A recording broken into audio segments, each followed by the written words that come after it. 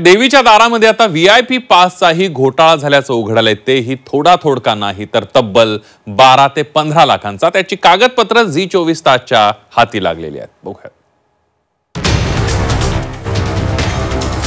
तुळजाभवानी मंदिरात लाखोंचा VIP pass घोटाळा। घोटाळ्याची कागदपत्र झी24 तासच्या हाती। मंदिरात अधिकाऱ्यांकडूनच व्हीआयपी पासचा गोरखधंदा। धाराशिव जिल्ह्यातील तुळजापूरचं तुळजाभवानी मंदिर लाखो भाविकांचं श्रद्धास्थान। मात्र मागच्या काही दिवसांपासून नको त्या कारणांसाठी हे मंदिर चर्चेत येतंय। आधी देवीच्या ऐतिहासिक दागिन्यांवर डल्ला, पुजाऱ्यांचा ड्रग्ज रॅकेटमध्ये सहभाग या प्रकरणानंतर आता तुळजाभवानी मंदिरात व्हीआयपी पासचा लाखो रुपयांचा घोटाळा उघड झालाय। माहिती अधिकारात ही सगळी माहिती समोर आली आहे। विशेष म्हणजे या घोटाळ्याची कागदपत्र झी24 तासच्या हाती लागली आहेत। तुळजाभवानी मंदिरात रोज 195 व्हीआयपी पास मोफत मिळतात। मात्र मंदिर कर्मचाऱ्यांशी संगनमत करून काही अधिकाऱ्यांनी या पासचं नियमबाह्य पद्धतीनं वाटप केलं। स्थानिक नेते मंडळी, नगरसेवक, बँक मॅनेजर, हॉटेल मालकांना हे व्हीआयपी पास खिरापतीसारखे वाटण्यात आले। यापैकी कुणीही अधिकृत यादीत नसल्याचं उघड झालं। यामुळे मंदिर संस्थानला 5 महिन्यात 12 ते 15 लाखांचा फटका बसलाय। ठराव आहे आपल्या मंदिर प्रशासनाचा की हे पास कोणाला दिले पाहिजे। वरिष्ठ अधिकारी, सन्माननीय व्यक्ती किंवा ज्येष्ठ अधिकारी यांच्यासाठी हा व्हीआयपी पासचा कोटा असताना जे तिथली पीआरओ व तिथील कर्मचारीने लाखो रुपयाचा व्हीआयपी पासचा घोटाळा केलेला आहे।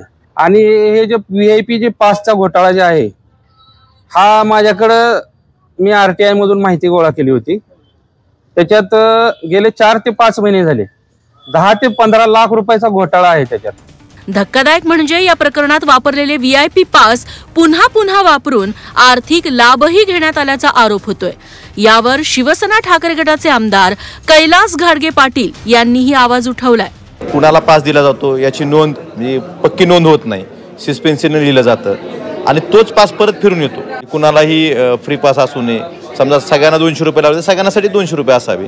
आणि तुम्ही कुणाला पास देताय ह्याची पक्की यादी एकतर वेबसाईटला पाहिजे, त्यांच्या संकेतस्थळावर पाहिजे किंवा ती पक्की यादी तर पाहिजे। सस्पेन्शन लिहायचं, परत तोच पास फिरून यायचा आणि यामुळं भाविकांची लूट, ह्या पासच्या माध्यमातून भाविकांची लूट तुळजापूरमध्ये होते आणि हे देवस्थान बदनाम काही चुकीच्या लोकांमुळे होतंय। तुळजाभवानी मंदिरातील या व्हीआयपी पास घोटाळ्याच्या तक्रारी वाढल्यानंतर जिल्हाधिकारी आणि मंदिर समिती अध्यक्ष कीर्ती किरण पुजारी यांनी चौकशी समिती नेमली आहे।